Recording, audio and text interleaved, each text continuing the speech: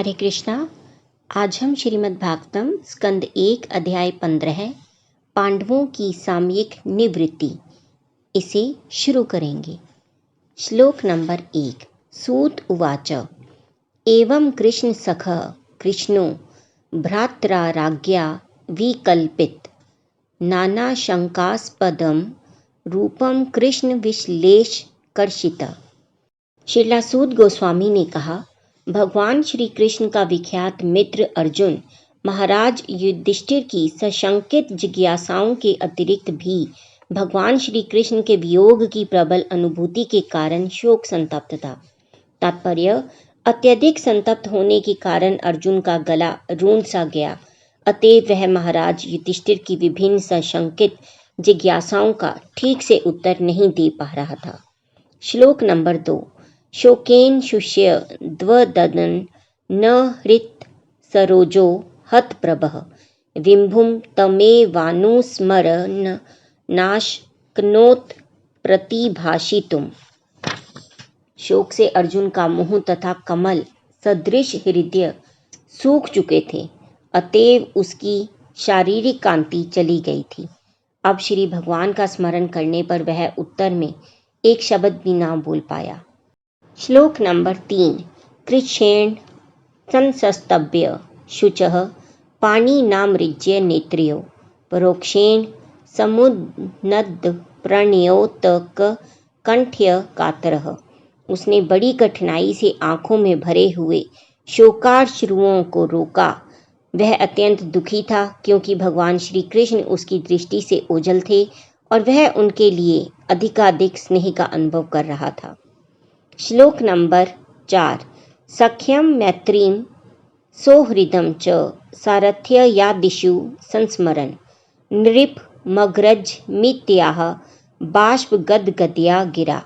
भगवान श्री कृष्ण को तथा उनकी शुभकामनाओं, आशीषों, घनिष्ठ पारिवारिक संबंध एवं उनके रथ हाँकने का स्मरण करके अर्जुन का गला रूंध आया और वह भारी सांस लेता हुआ बोलने लगा।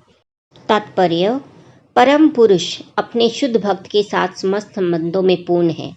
अर्जुन श्री भगवान के विशिष्ट भक्तों में से हैं जो सख्य भाव का आदान प्रदान कर रहे हैं और अर्जुन के साथ श्री भगवान का व्यवहार सर्वोच्च कोटि की मित्रता को प्रदर्शित करता है। वे अर्जुन के न केवल शुभचिंतक थे अपितु उसको लाभ प्रदान करने वाले भी थे और इसे अधिक परिपूर्ण बनाने हेतु उन्होंने सुभद्रा का विवाह उससे करा के उसे पारिवारिक संबंध में भी बांध लिया था। इसके भी ऊपर श्री भगवान ने अपने मित्र की युद्ध के संकटों से रक्षा करने हेतु अर्जुन का सारथी बनना स्वीकार किया था और जब उन्होंने पांडवों को विश्व पर शासन करने हेतु स्थापित कर दिया तो वे सचमुच प्रसन्न हुए थे। अर्जुन ने यह सब एक के बाद एक स्मरण किया और इस प्रकार ऐसे विचारों से अभिभूत हो गया। अर्जुन उवाच। श्लोक नंबर 5। वंचितो हम महाराज हरिणा बंधुरूपिणा येन मेह प्रिहतम तेजो देव विस्मापनम महत। अर्जुन ने कहा, हे राजन, मुझे अपना घनिष्ठ मित्र मानने वाले भगवान श्री हरि ने मुझे अकेला छोड़ दिया है। इस प्रकार मेरा प्रबल पराक्रम जो देवताओं तक को चकित करने वाला था अब मुझ में नहीं रह गया है। तात्पर्य, श्रीमद् भगवद गीता 10.41 में श्री भगवान कहते हैं, कोई चाहे कितना ही शक्तिशाली तथा संपत्ति, बल, सौंदर्य, ज्ञान तथा भौतिक विषयों में ऐश्वर्यवान क्यों न हो, उसे मेरी पूर्ण शक्ति का एक तुच्छ अंश ही समझो। अतएव कोई भी स्वतंत्र रूप से श्री भगवान से शक्ति प्राप्त किए बिना शक्तिमान नहीं हो सकता। जब श्री भगवान पृथ्वी पर अपने नित्य मुक्त पार्षदों के साथ अवतरित होते हैं तब वे न केवल अपनी दिव्य शक्ति का प्रदर्शन करते हैं अपितु वे अपने पार्षद भक्तों को भी अपने अवतार का उद्देश्य पूरा करने हेतु आवश्यक शक्ति प्रदान करते हैं। श्रीमद् भगवद गीता 4.5 में भी कहा गया है कि श्री भगवान तथा उनके नित्य पार्षद पृथ्वी पर अनेक बार अवतरित होते हैं, किंतु जहाँ श्री भगवान सभी विभिन्न अवतारों की भूमिकाओं का स्मरण रखते हैं वही पार्षद उनकी परम इच्छा से उन्हें भूल जाते हैं।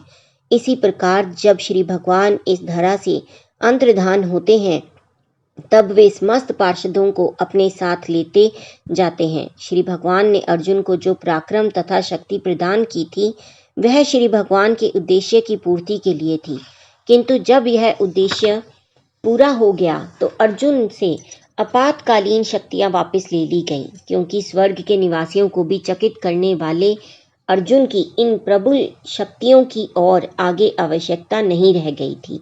वे उनके भगवत धाम वापस जाने के निमित्त नहीं थी।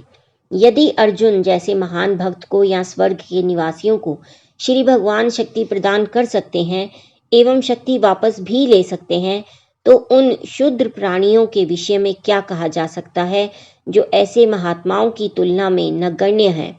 अतएव इससे शिक्षा यह मिलती है कि श्री भगवान से प्राप्त की हुई शक्ति पर किसी को अभिमान नहीं करना चाहिए, अपितु विज्ञ मनुष्य को श्री भगवान के प्रति ऐसे वरदान के लिए कृतज्ञ होना चाहिए और ऐसी शक्ति का उपयोग श्री भगवान की सेवा करने हेतु करना चाहिए।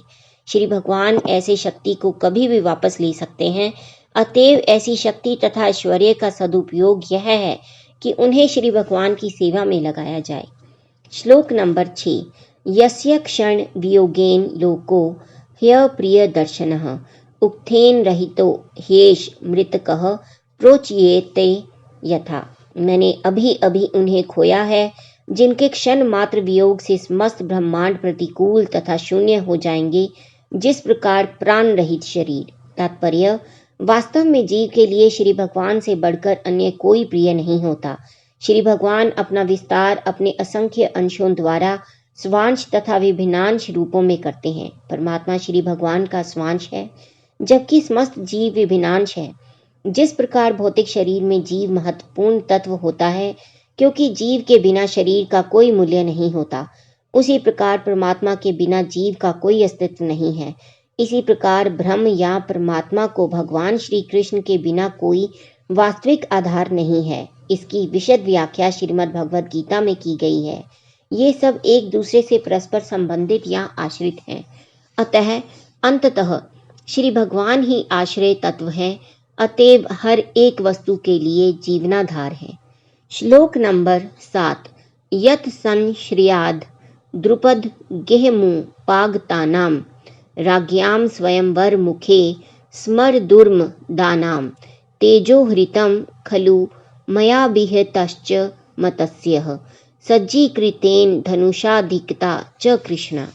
उनकी कृपामयी शक्ति से ही मैं उन समस्त कामोन्मत्त राजकुमारों को परास्त कर सका जो राजा द्रुपद के महल में स्वयंवर के अवसर पर एकत्र हुए थे। अपने धनुष बाण से मैं मत्स्य लक्ष्य का भेदन कर सका और इस प्रकार द्रौपदी का पाणी ग्रहण कर सका। तात्पर्य, द्रौपदी राजा द्रुपद की अत्यंत सुंदर कन्या थी और जब वह तरुणी हुई तो प्राय समस्त राजकुमार उससे विवाह करने के इच्छुक थे, लेकिन द्रुपद महाराज ने अपनी पुत्री अर्जुन को ही देने का निश्चय किया।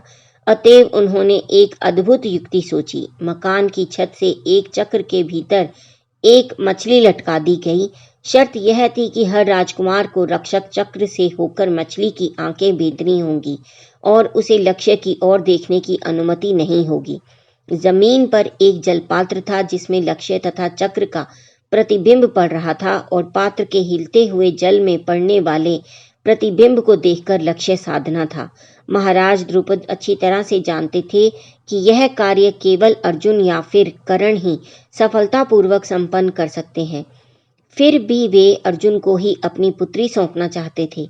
जब उस राज दरबार में द्रौपदी के भाई धृष्टद्युम्न ने सभी राजकुमारों से अपनी युवा बहन का परिचय कराया तो उस समय कर्ण भी उपस्थित था, लेकिन द्रौपदी ने अत्यंत चतुरतापूर्वक अर्जुन के प्रतिद्वंदी कर्ण को हटाने हेतु अपने भाई से इच्छा व्यक्त की कि वह केवल क्षत्रिय राजकुमार को ही स्वीकार करेगी।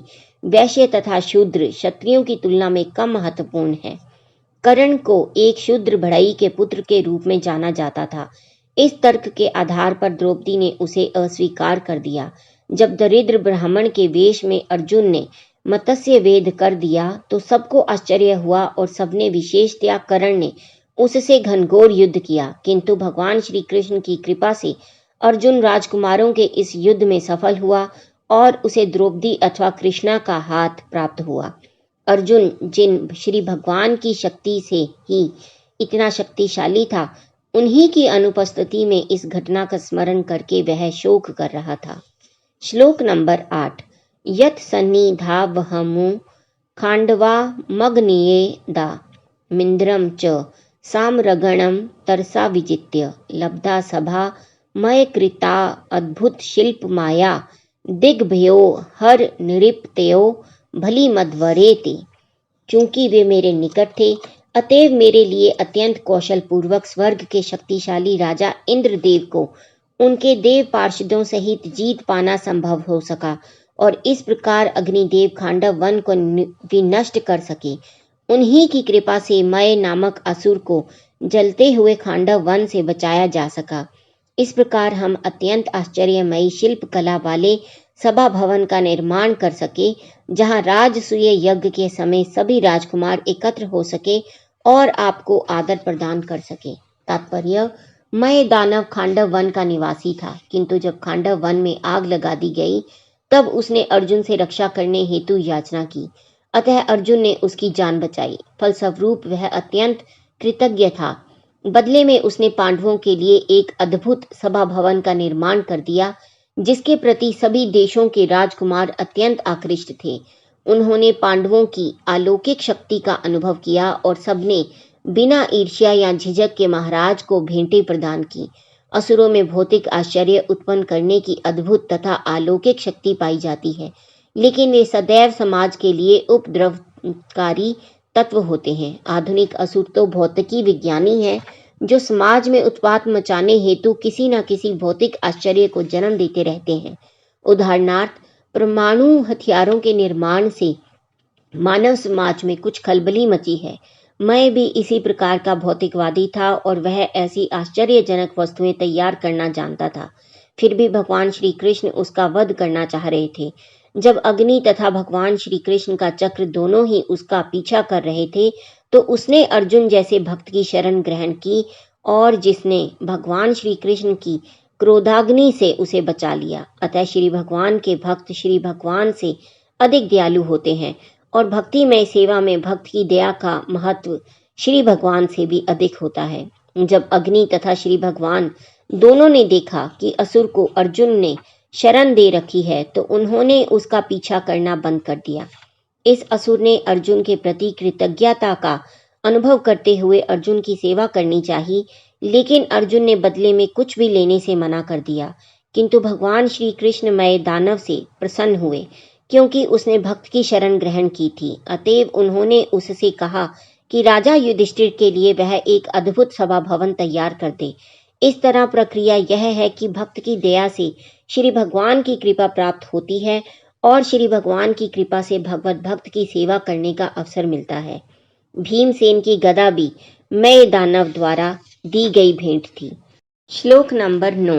यत तेजसा निरपशिर अंगिम अहन्मख अर्थम आर्य अनुज तव गज अयुत सत्व वीर्य तेन आहता प्रमनाथ मखाय भूपा यत मोचिता तद अन्यन बलिम अध्वरेते। 10,000 हाथियों की शक्ति रखने वाले आपके छोटे भाई ने श्री भगवान की ही कृपा से जरासंध का वध किया, जिसकी पाद पूजा उन अनेक राजाओं द्वारा की जाती थी। ये समस्त राजा जरासंध के महाभैरव यज्ञ में बलि चढ़ाए जाने हेतु लाए गए थे, किंतु उनको मुक्त कर दिया गया। अंत में उन्होंने आपका आधिपत्य स्वीकार किया। तात्पर्य, जरासंध मगध का अत्यंत शक्तिशाली राजा था। उसके जन्म तथा कार्यकलापों की कथा भी अत्यंत रोचक है। उसका पिता बृहद्रथ राजा भी मगध का अत्यंत संपन्न एवं शक्तिशाली राजा था। उसने काशी के राजा की 2 पुत्रियों से विवाह किया था, किंतु उसको कोई पुत्र नहीं था। दोनों पत्नियों से कोई पुत्र उत्पन्न ना होने से निराश होकर राजा अपनी दोनों पत्नियों के साथ जंगल में जाकर तपस्या करने लगा। वहां पर एक महर्षि ने उसे पुत्र प्राप्त करने का वरदान दिया और रानियों को खाने हेतु एक आम दिया। रानियों ने आम खा लिया तो वे शीघ्र ही गर्भिणी हो गई। राजा अत्यंत प्रसन्न था कि रानियां गर्भवती हैं, किंतु जब समय पूरा हुआ तो दोनों रानियों के गर्भ से 2 भागों में विभाजित एक बालक उत्पन्न हुआ। ये दोनों भाग जंगल में फेंक दिए गए, जहां एक महान असुरिनी रहती थी। वह अत्यंत प्रसन्न हुई कि उसके खाने हेतु नवजात शिशु का रक्त तथा मांस मिला, किंतु उत्सुकतावश उसने उन दोनों हिस्सों को जोड़ दिया तो एक पूर्ण शिशु बन गया और उसमें जान आ गई। यह असुरिनी जरा नाम से विख्यात थी। वह संतानहीन राजा के ऊपर दया करके राजा के पास गई और उसे वह सुंदर बालक भेंट कराई। राजा उस असुरिनी से अत्यंत प्रसन्न हुआ और उसे इच्छित पुरस्कार मांगने हेतु कहा। राक्षसी ने इच्छा व्यक्त की कि इस बालक का नाम उसके नाम पर रखा जाए। इस प्रकार उस बालक का नाम जरासंध पड़ा, जिसका अर्थ है जरा नामक असुरिनी द्वारा जोड़ा हुआ। वास्तव में यह जरासंध विप्रचित्ति नामक असुर के अंश के रूप में उत्पन्न हुआ था। जिस साधु ने रानियों को पुत्र का वरदान दिया वह चंद्रकोशिक कहलाता था, जिसने राजा के समक्ष उस पुत्र के बारे में भविष्य कथन किया था। चूंकि जन्म से ही जरासंध में आसुरी गुण थे, अतः स्वभावतः वह समस्त भूत प्रेतों के स्वामी शिव का महान भक्त बना। जिस प्रकार रावण शिव का महान भक्त था, उसी प्रकार जरासंध भी था। वह बंदी बनाए गए सभी राजाओं को महाभैरव के समक्ष बलि चढ़ा देता था। इस प्रकार अपनी सैन्य शक्ति से उसने अनेक छोटे छोटे राजाओं को हराकर उन्हें बंदी बनाकर महाभैरव के समक्ष बलि चढ़ा दिया था।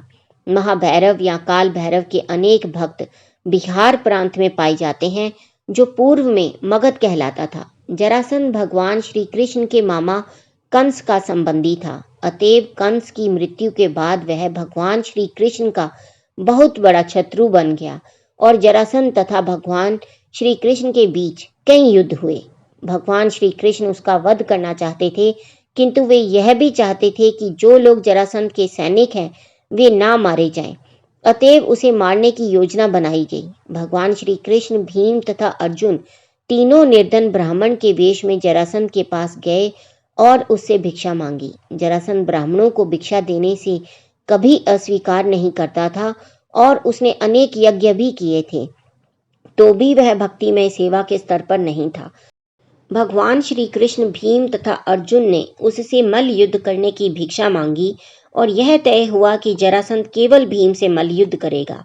इस प्रकार वे सब जरासंध के अतिथि तथा प्रतिद्वंदी भी थे। भीम तथा जरासंध कई दिनों तक मल्ल युद्ध करते रहे। जब भीम निराश हो गया तो भगवान श्री कृष्ण ने उसे संकेत किया कि बचपन में जरासंध को जोड़ा गया था। अतः भीम ने पुनः उसे दो भागों में चीर करके मार डाला और जितने राजा महाभैरव के समक्ष बलि किए जाने हेतु बंदी गृह में रोके गए थे, उन सबको भीम ने मुक्त कराया। इस प्रकार पांडवों के प्रति कृतज्ञ होने के कारण उन्होंने राजा युधिष्ठिर का आधिपत्य स्वीकार किया। श्लोक नंबर 10। पतन्या तव अधिमक कलिरिप्त महाअभिषेक श्लाघिष्ट चारु कभ्रम कित्तवे सभायम स्पृष्टम विक्रिये पद्यो पतिताश्रु मुख्या यस्त स्त्रिय अकृत हत ईश विमुक्त केशा। उन्होंने ही उन दुष्टों की पत्नियों के बाल खोल दिए जिन्होंने आपकी महारानी द्रौपदी की उस चोटी को खोलने का दुस्साहस किया था, जो महान राजसूय यज्ञ के अनुष्ठान के अवसर पर सुंदर ढंग से सजाई तथा पवित्र की गई थी। उस समय वह अपनी आंखों में आंसू भरकर भगवान श्री कृष्ण के चरणों पर गिर पड़ी थी। तात्पर्य: रानी द्रौपदी की चोटी अत्यंत सुंदर थी, जिसे राजसूय यज्ञ के अवसर पर पवित्र किया गया था, किंतु जब वे दाव में हारी जा चुकी थी तो दुशासन ने उनके महिमा मंडित केशों को छूकर उनका अपमान किया था। तब द्रौपदी भगवान श्री कृष्ण के चरण कमलों पर गिर पड़ी। अतः भगवान श्री कृष्ण ने निश्चय किया कि वे कुरुक्षेत्र के युद्ध के फलस्वरूप दुशासन तथा उसके दल वालों की सभी पत्नियों के केश खुलवाकर रहेंगे। इस प्रकार कुरुक्षेत्र के युद्ध के अंत में जब महाराज धृतराष्ट्र के सभी पुत्र तथा पौत्र युद्ध में मारे जा चुके थे, तब परिवार की सभी स्त्रियों को विधवाओं के रूप में केश खोलने पड़े। दूसरे शब्दों में दुशासन द्वारा श्री भगवान के महान भक्त का अपमान किए जाने से ही कुरुवंश की सभी स्त्रियां विधवा हो गई। श्री भगवान भले ही अपने ऊपर किसी दुष्ट द्वारा किए गए अपमान को सह लें, क्योंकि पिता अपने पुत्र के द्वारा किए गए अपमान को सह लेता है, किंतु वे अपने भक्तों का अपमान कभी नहीं सहते। महान आत्मा का अपमान करने पर मनुष्य को अपने समस्त पुण्यों तथा वरों के फल से वंचित होना पड़ता है। श्लोक नंबर 11। यो नो जुगोप वन एत्य दुरंत कृषाद दुर्वास सो रिर चिताद युताग्रभगु यह शाकानिष्ट मुपूज्य यत स्त्रीलोकीं तृप्ताम मस्तम सलिले विनिमग्न संगः। हमारे वनवास के समय 10,000 शिष्यों के साथ भोजन करने वाले दुर्वासा मुनि ने हमें भयावह संकट में डालने हेतु हमारे शत्रुओं के साथ मिलकर चाल चली। उस समय उन्होंने भगवान श्री कृष्ण ने जूठन ग्रहण करने मात्र से हमें बचाया था। इस प्रकार उनके भोजन ग्रहण करने से नदी में स्नान करती मुनि मंडली ने अनुभव किया कि वह भोजन से पूर्ण रूप से संतुष्ट हो गईं और तीनों लोक भी संतुष्ट हो गए। तात्पर्य: दुर्वासा मुनि ये शक्तिशाली योगी ब्राह्मण थे जिन्होंने कठिन तपस्या तथा महान व्रतों के द्वारा धर्म के नियमों का पालन करने का संकल्प किया था। उनका नाम अनेक ऐतिहासिक घटनाओं के साथ जुड़ा हुआ है। ऐसा प्रतीत होता है कि उन्हें शिव की तरह सरलता से प्रसन्न किया जा सकता था तथा सरलता से रुष्ट किया जा सकता था। प्रसन्न होने पर वे सेवक का अपार शुभ कर सकते थे और अप्रसन्न होने पर भारी विपदा उत्पन्न कर सकते थे। कुमारी कुंती अपने पिता के घर में सभी महान ब्राह्मणों की सेवा किया करती थी और उनके अच्छे सत्कार से प्रसन्न होकर दुर्वासा मुनि ने उन्हें ऐसी शक्ति का वर दिया कि जिससे वे इच्छित देवता का आह्वान कर सकती थी।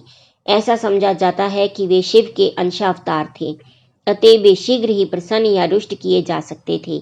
वे शिव के महान भक्त थे और शिव के आदेश से उन्होंने श्वेत केतु का पुरोहित बनना स्वीकार किया था, क्योंकि श्वेत केतु 100 वर्षों तक चलने वाला यज्ञ कर चुके थे। वे कभी कभी इंद्रदेव की स्वर्ग सभा में भी जाया करते थे। वे अपनी महान योग शक्ति के बल से अंतरिक्ष में यात्रा कर सकते थे और ऐसा समझा जाता है कि उन्होंने अंतरिक्ष में बहुत दूरी तक भौतिक आकाश से भी परे वैकुंठ के ग्रहों तक यात्रा की थी। उन्होंने इतनी लंबी दूरी 1 वर्ष में तब तय की थी जब उन्होंने चक्रवर्ती सम्राट एवं महान भक्त राजा अम्बरीश से झगड़ा किया था। उनके लगभग 10,000 शिष्य थे और वे जहाँ कहीं जाते तथा जिन क्षत्रिय राजाओं के अतिथि बनते वहीं अपने बहुत से शिष्यों को साथ लेते जाते। एक बार वे महाराज युधिष्ठिर के शत्रु चचेरे भाई दुर्योधन के घर गए। दुर्योधन इतना तो बुद्धिमान था कि वह समझे कि ब्राह्मण को सब प्रकार से संतुष्ट करना चाहिए और ऐसा करने पर इस महर्षि ने दुर्योधन को कुछ वरदान देना चाहा। दुर्योधन इनकी योग शक्ति से परिचित था और उसे यह भी पता था कि ये योगी ब्राह्मण अप्रसन्न होने पर किस प्रकार से बवंडर खड़ा कर सकते हैं। अतएव उसने ऐसी चाल सोची कि यह ब्राह्मण अपना क्रोध करके शत्रु पांडवों पर उतारे। जब ऋषि ने दुर्योधन को कुछ वर देना चाहा तो उसने इच्छा व्यक्त की कि अच्छा हो यदि श्रीमान उसके अग्रज तथा प्रमुख महाराज युधिष्ठिर के घर जाएं। लेकिन उसने विनती की कि वे तब पहुंचे जब युधिष्ठिर अपनी महारानी द्रौपदी के साथ भोजन कर चुके हों। दुर्योधन जानता था कि द्रौपदी के साथ भोजन करने के उपरांत महाराज युधिष्ठिर इतने सारे ब्राह्मण अतिथियों को भोजन नहीं दे पाएंगे और तब यह ऋषि क्रुद्ध होकर महाराज युधिष्ठिर के लिए संकट उत्पन्न कर देंगे। यह थी दुर्योधन की योजना। दुर्वासा मुनि ने उसके प्रस्ताव को मान लिया और दुर्योधन की योजना के अनुसार ही वनवासी राजा के यहाँ उस समय पहुंचे जब राजा तथा द्रौपदी भोजन कर चुके थे। महाराज युधिष्ठिर के द्वार पर पहुंचते ही दुर्वासा मुनि का स्वागत किया गया और राजा ने उनसे प्रार्थना की कि वे दोपहर का धार्मिक कृत्य नदी के किनारे संपन्न करें, क्योंकि तब तक भोजन तैयार हो जाएगा। महर्षि दुर्वासा अपने अनेक शिष्यों सहित नदी में स्नान करने गए और महाराज युधिष्ठिर इन अतिथियों के कारण बहुत चिंता करने लगे। जब तक द्रौपदी नहीं खाती थी तब तक चाहे कितने ही अतिथि क्यों न आ जाएं, उन्हें भोजन दिया जा सकता था। किंतु ऋषि तो दुर्योधन की योजना के अनुसार उस समय पहुंचे थे जब द्रौपदी भोजन कर चुकी थी। जब भक्तगण कठिनाई में होते हैं तब उन्हें ध्यान मग्न होकर श्री भगवान का स्मरण करने का अवसर प्राप्त होता है। अतएव द्रौपदी इस विषम स्थिति में भगवान श्री कृष्ण का स्मरण कर रही थी और सर्वव्यापी श्री भगवान तुरंत अपने भक्तों की कठिन स्थिति को समझ गए। अतः वे वहां पर उपस्थित हुए और द्रौपदी से कहा कि जितना भी भोजन बचा हो उसे वे ले आएं। श्री भगवान की बात सुनकर द्रौपदी अत्यंत खिन्न हुई, क्योंकि भोजन तो था ही नहीं और श्री भगवान भोजन मांग रहे थे। उन्होंने श्री भगवान से कहा कि यदि वे खा ना चुकी होती तो सूर्य द्वारा प्रदत्त रहस्यमयी थाली से वे कितना ही भोजन दे सकती थी, किंतु उस दिन वे भोजन कर चुकी थी। अतएव अब संकट उपस्थित था। वे अपनी कठिनाइयां बताकर भगवान श्री कृष्ण के समक्ष रोने लगी, जैसा कि ऐसे अवसरों पर स्त्रियां करती हैं। किंतु श्री भगवान ने द्रौपदी से रसोई के पात्र लाने को कहा, जिससे वे देख सकें कि उनमें कहीं भोजन का कोई कण लगा तो नहीं रह गया है। द्रौपदी के ऐसा करने पर श्री भगवान ने देखा कि पात्र में शाक का एक कण लगा हुआ है। श्री भगवान ने उसे निकालकर तत्क्षण खा लिया। उसके पश्चात श्री भगवान ने द्रौपदी से कहा कि महर्षि दुर्वासा सहित समस्त अतिथियों को बुलाएं। भीम को नदी तट से उन सबको बुला लाने हेतु भेजा गया। भीम ने कहा, हे महोदय, आप विलंब क्यों कर रहे हैं? आइए, आपके लिए भोजन तैयार है। किंतु भगवान श्री कृष्ण ने भोजन का एक कण ग्रहण कर लिया था। अतएव नदी में स्नान करते समय अतिथियों का भी पेट पूरा भर चुका था। उन्होंने सोचा कि महाराज युधिष्ठिर ने उन सबके लिए नाना प्रकार के व्यंजन तैयार कराए होंगे, और चूंकि उन्हें भूख नहीं लग रही थी और वे खा नहीं सकेंगे, तो महाराज युधिष्ठिर को दुख होगा। अतएव श्रेयस्कर यही होगा कि वे वहां जाएं ही नहीं। इसलिए उन सब ने वहां से चले जाने का निश्चय किया। यह घटना सिद्ध करती है कि श्री भगवान सर्वोत्कृष्ट योगी हैं, अतएव वे योगेश्वर कहलाते हैं। दूसरी शिक्षा यह मिलती है कि प्रत्येक गृहस्थ को चाहिए कि वह श्री भगवान को भोजन भेंट करे। इसका फल यह होगा कि हर व्यक्ति संतुष्ट हो जाएगा, भले ही 10,000 अतिथि क्यों ना हो, क्योंकि श्री भगवान संतुष्ट हैं। यही भक्ति की विधि है। श्लोक नंबर 12। यक्तेज साथ भगवान युधि शूलपाणि वृषमापित सागिरी जो सन मदा निजम में अनेपि चाहम मुनेव कलेवरेण प्राप्तो महेंद्र भवने महदासनार्धम। यह उन्हीं का प्रताप था कि मैं एक युद्ध में शिव तथा उनकी पत्नी पर्वतराज हिमालय की कन्या को आश्चर्यचकित करने में समर्थ हुआ। इस प्रकार शिव मुझ पर प्रसन्न हुए और उन्होंने मुझे अपना निजी अस्त्र प्रदान किया। अन्य देवताओं ने भी मुझे अपने अपने अस्त्र भेंट किए, और इसके अतिरिक्त मैं इस वर्तमान शरीर से स्वर्गलोक पहुंच सका, जहां मुझे आधे ऊंचे आसन पर बैठने दिया गया। तात्पर्य: पूर्ण पुरुषोत्तम भगवान श्री कृष्ण के अनुग्रह से शिव सहित सारे देवता अर्जुन से प्रसन्न थे। भाव यह है कि जिस किसी पर शिव की या किसी अन्य देवता की कृपा होती है, उस पर भगवान श्री कृष्ण की भी कृपा हो, ऐसा आवश्यक नहीं है। रावण निश्चित रूप से शिव का महान भक्त था, किंतु वह भगवान श्री रामचंद्र के क्रोध से बच नहीं पाया। और पुराणों में ऐसी अनेक घटनाएं भरी पड़ी हैं, किंतु यहाँ पर एक ऐसा उदाहरण मिलता है जिसमें शिव अर्जुन से युद्ध करके भी प्रसन्न होते हैं। परमेश्वर के भक्त जानते हैं कि देवताओं का सम्मान किस प्रकार किया जाए, किंतु देवताओं के भक्त कभी कभी अल्पज्ञतावश ऐसा सोचते हैं कि श्री भगवान देवताओं से बड़े नहीं हैं। ऐसी धारणा से मनुष्य अपराधी बन जाता है और उसका अंत वैसा ही होता है जैसा रावण तथा अन्य राक्षसों का हुआ। भगवान श्री कृष्ण के साथ सख्य भाव से संपन्न कार्यों का अर्जुन द्वारा किया गया उल्लेख उन सबके लिए शिक्षाप्रद है जो इस शिक्षा से आश्वस्त हैं कि एकमात्र भगवान श्री कृष्ण को प्रसन्न करके अन्य सभी वर प्राप्त किए जा सकते हैं, किंतु देवताओं के भक्तों या पूजकों को केवल आंशिक लाभ होगा, जो स्वयं देवताओं की ही तरह विनाशशील होगा।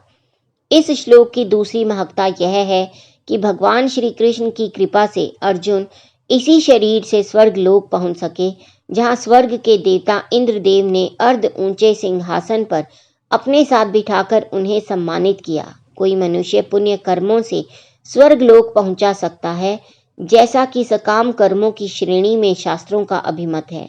जैसा कि श्रीमद् भगवद गीता 9.21 में कहा गया है, जब ऐसे पुण्य कर्मों का फल क्षीण हो जाता है तब भोक्ता को पुनः पृथ्वी लोक पर ला गिराया जाता है।